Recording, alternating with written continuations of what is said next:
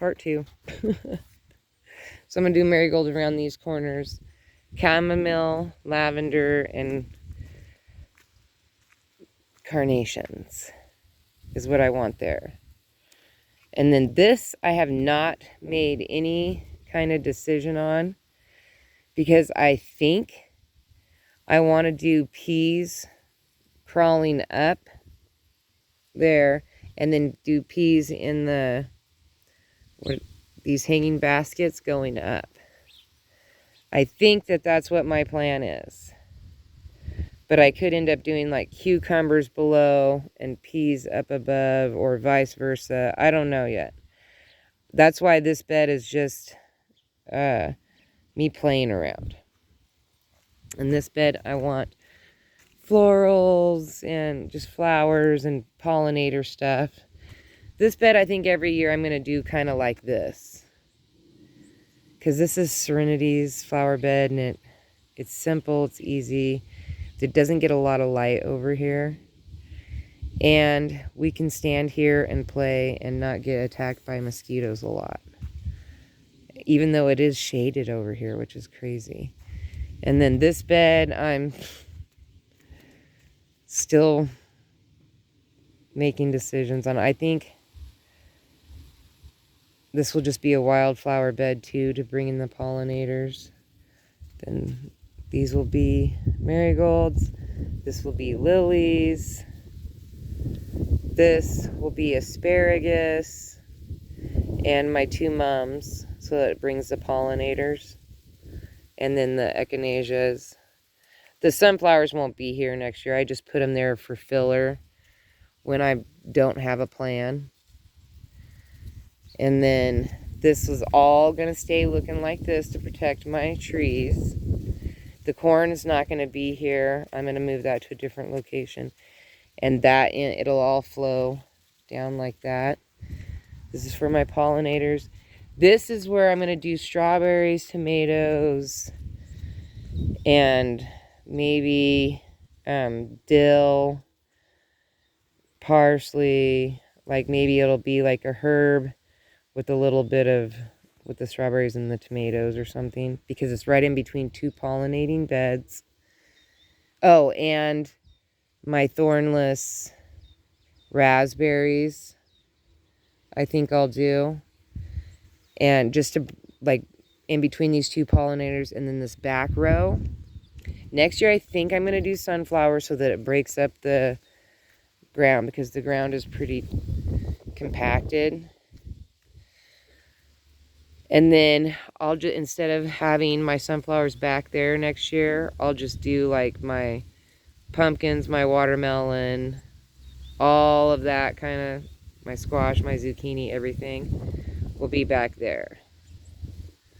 Because that soil is really super good. It's had 3 years of sunflowers back there. And like the dirt is just so nice. So I think next year I'll do that as my vegetables and switch my sunflowers to right here. And potatoes. I think I'll do potatoes back there too.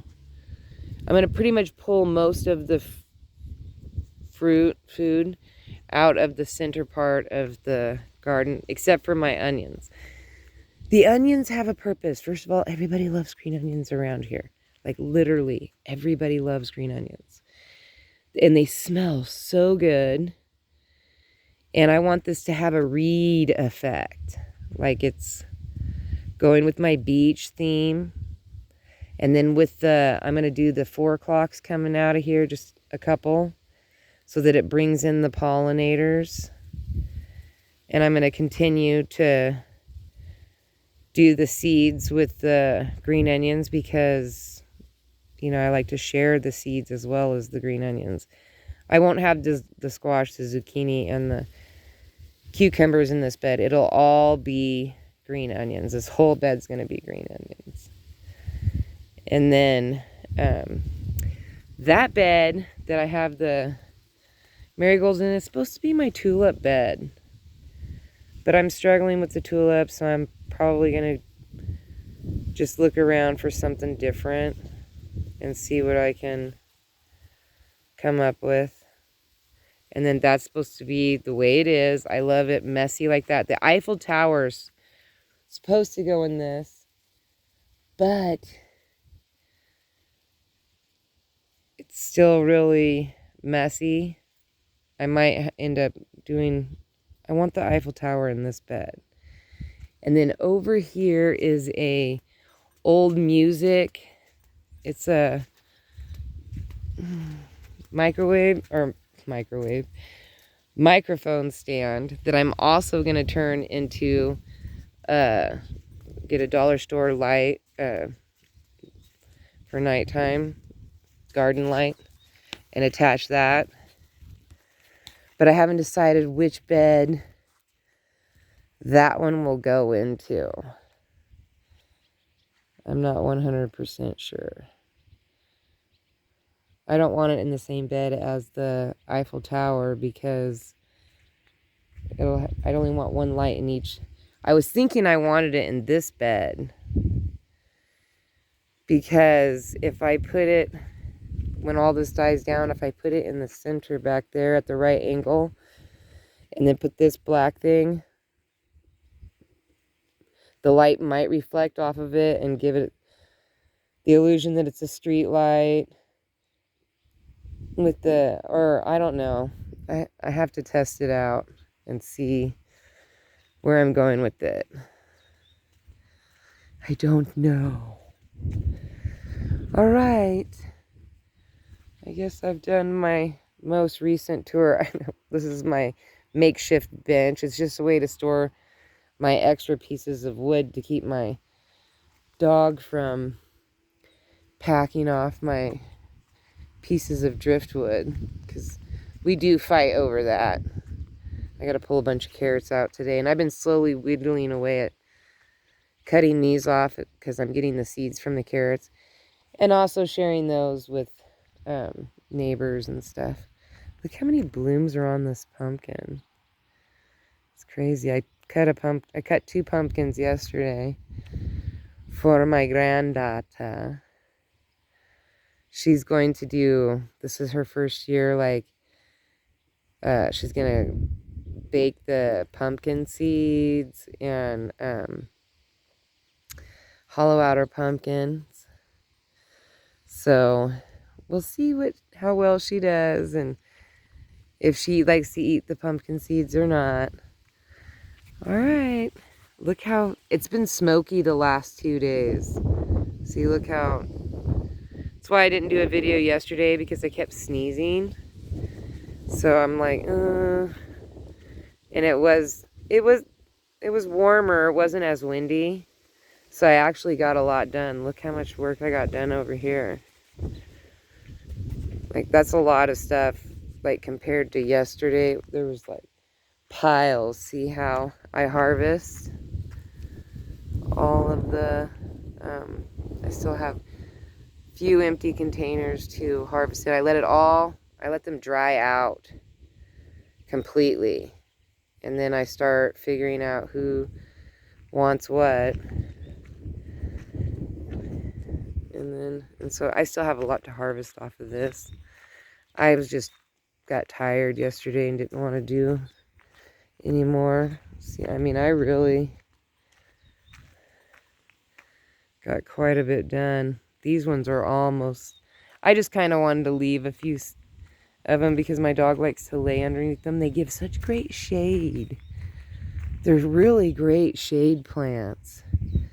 Or even like a nice summer border for like a summer fence where you have just like a few months where it blocks the wind. It gives you a nice view. It kind of gives you like a private area. Look how beautiful my 4 o'clocks are. Each year I'm getting more and more. Some of them are coming back on their own. I think what I'm going to do is for a test next year. See, there's a seed right there. I think next year, just to test it out, I will not plant any of the seeds that I collect right here, but I'll plant them down here. And I'm just going to see how many of the seeds fell and how many grow back. That will be interesting. I don't get very many yellow ones. Each year I'm getting a few more, but I don't really get that many yellow. It was supposed to be a mixed color. I mostly get this pink. I've had the pink for a really long time, but I bought a mix packet and threw it in there to give it some yellow, and I really didn't get very much, but we'll see how that goes. This is my echinacea. It's pretty much ready to harvest. I harvest the echinaceas as well, just because. Oh, look at how beautiful this sunflower is. Look at this right here is cilantro. I mean, I'm just struggling with dealing with that cilantro. I'm probably going to have to dig out the seed. This is cilantro. Right there.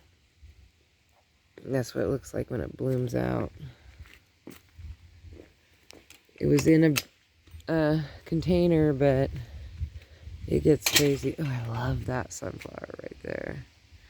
That one in the back is pretty cool. That light yellow one is called a lemon. And then this is dill. And it's probably a couple more days. And cilantro. A couple more days and I'll be able to pluck that dill. I already did this one. I plucked that dill off. It was huge. The dill is awesome. I wouldn't care if it was dill that was getting crazy. But the cilantro, that's hard to deal with. This is called a black rose. Alrighty, well, I'm going to end this second one. And I hope that you like, subscribe, and share. And I don't know how to say all that kind of stuff. It's weird. Alright, bye.